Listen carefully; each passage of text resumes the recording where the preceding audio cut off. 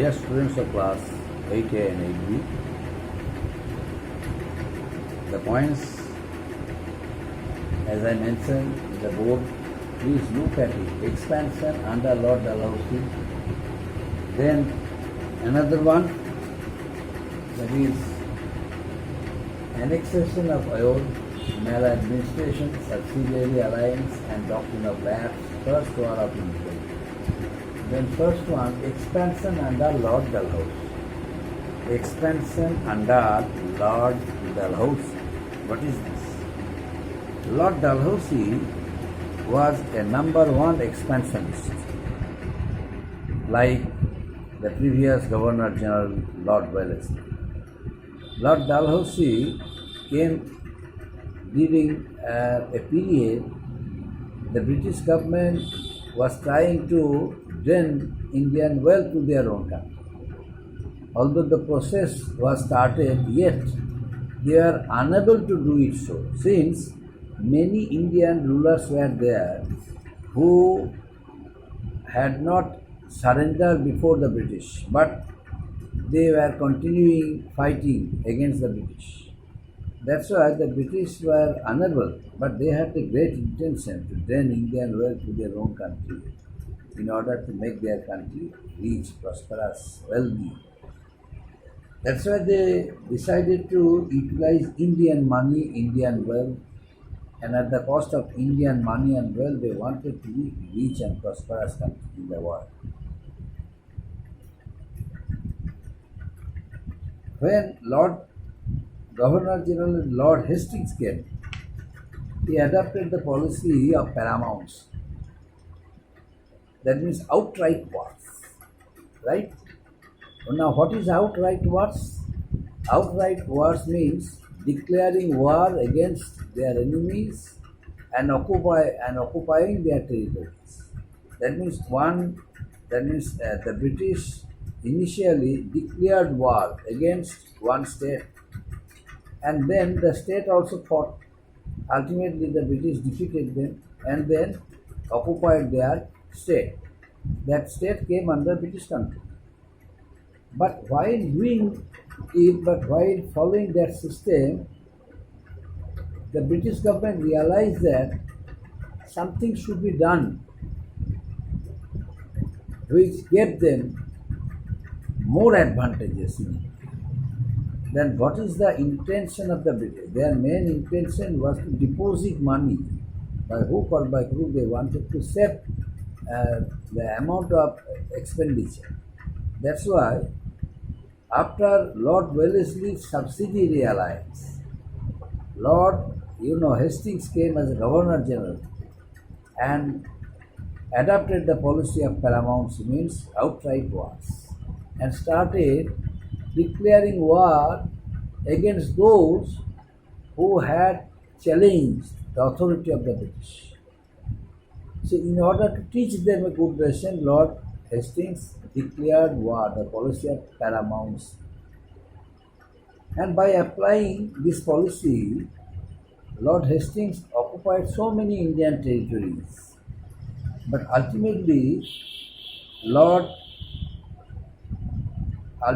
the British government came to a conclusion that they must put that system an end. They wanted to put an end. How? Because once again they realized that spending of money for the cause of fight, spending of money for the cause of war in India was a great loss for British.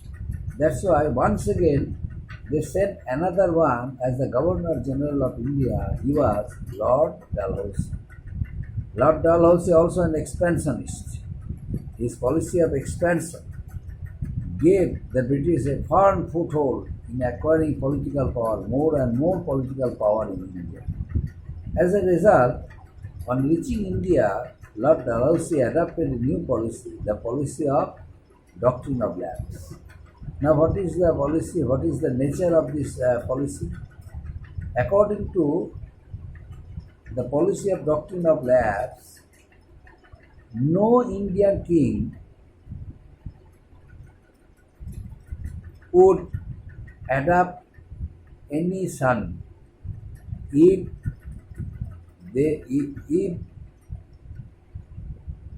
if they have no any if they had any issue, suppose they had no any issue, they had no legal son. In that case, they would never adopt, they would never take any adopted son in order to protect the wealth and territory. If any Indian king living no natural heir to their throne died, their widows would be unable to adopt any son or would be unable to take any adopted son. And if they do it, in that case, that adopted son would be declared illegal, and his right to the throne would be cancelled. The British would capture the state. Only ornaments and other ornaments of that, a deceased king, the adopted son could be utilized.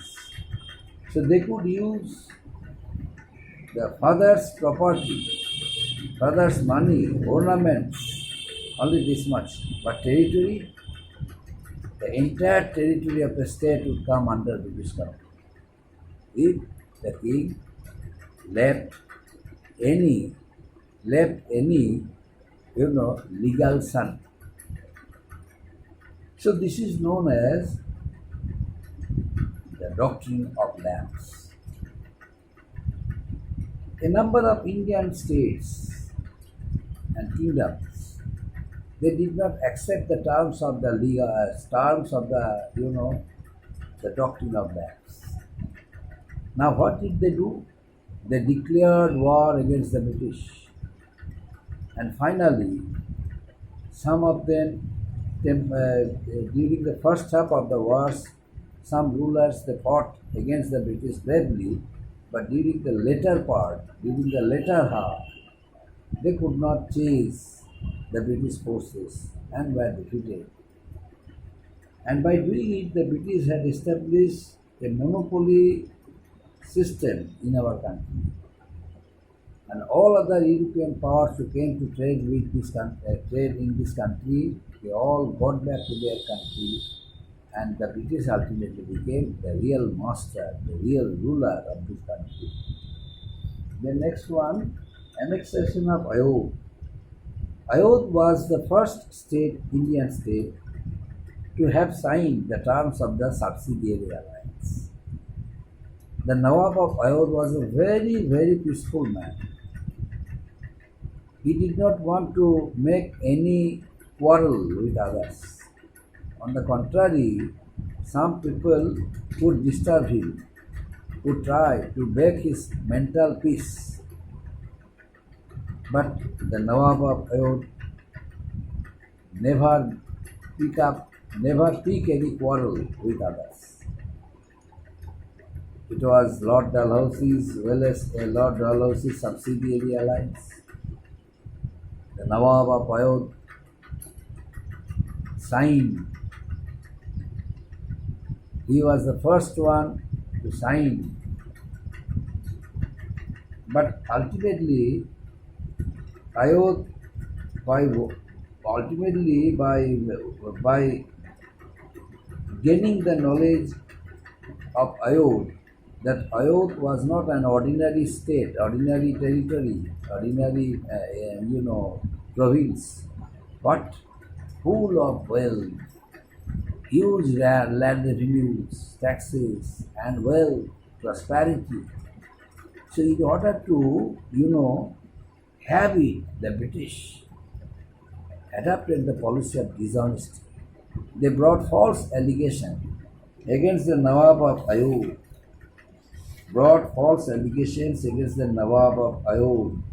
and said to them, brought allegations of maladministration. Lord Dalhousie annexed Ayodhya to the British Empire in the year 1856 on the charges of maladministration and misgovernance. So the Nawab of Ayodhya, Wajid Ali Shah, was deposed and granted a pension of rupees 12 lakhs only a year. The annexation enraged the people of Ayodhya and created discontentment among the people against British rule. This was one of the most important reasons for the Great Revolt of 1857, which is also known as the First War of Independence.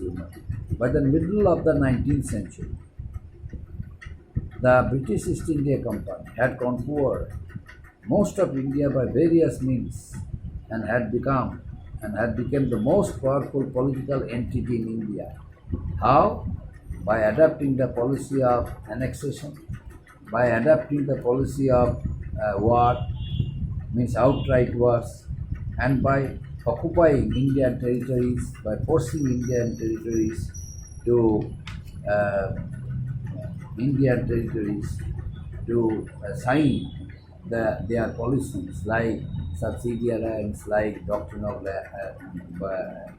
and doctrine of lapse. So under the terms of the doctrine of lapse, so many Indian states came under British control because many Indian states living no higher could not adapt any son and could not protect their property, their territories. So their territories automatically would come under the British control.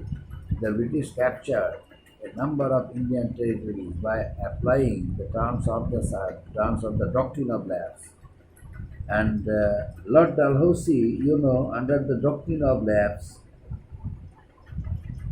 Lord Dalhousie brought a remarkable development in the field of British growth and prosperity. The British developed a lot in India, and it was due to the credit of Lord Dalhousie. The British East India Company became more and more strong during the period when Lord Dalhousie adopted the policy of doctrine of lapse.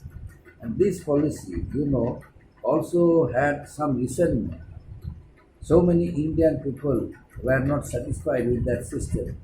They all decided to raise their voice against the British government because subsidiary alliance once raised the voice of the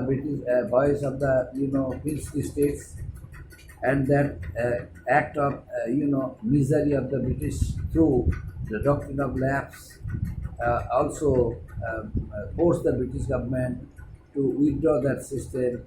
And another one, that was doctrine of lapse. That doctrine of lapse and its negative impact, strengthened unity among the Indians. So the Britishers were forced to withdraw the policy of doctrine of lapse. And next one, First War of Independence.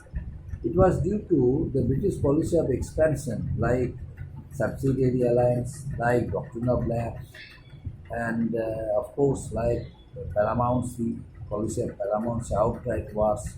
They extended their empire successfully, and they made them very much powerful, very much strong in India, and ultimately they strengthened a strong British India.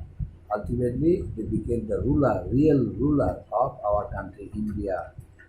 And and for that reason, because of their arrogance, because of their non-cooperative attitudes, the people of India, they all got themselves united, especially soldiers of India, who felt insulted for the Nawab of Ayodhya, Wajid Ali Shah, who was a very peaceful-minded Nawab, and his territory was brought. His territory, the British brought false allegation against the state Ayodhya because there was no misgovernance, there was no mismanagement, there was no maladministration in Ayodhya because most of the people, they led a very peaceful life. and Ayodhya also had become a great center of peace, solidarity, and unity.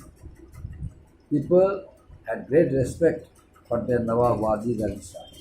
But suddenly, they, the British brought false allegations against the Nawab of Ayodhya, maladministration, misgovernance.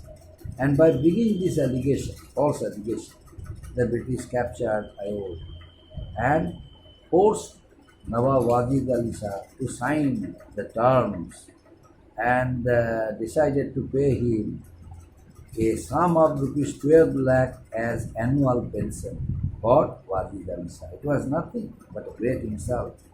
As a result, the people of Oyo, who were many in the British army, they raised hue and cry, and as a result, they got themselves united and started a new movement, the Revolt of 1857, which is also called the First War of Independence up to this time.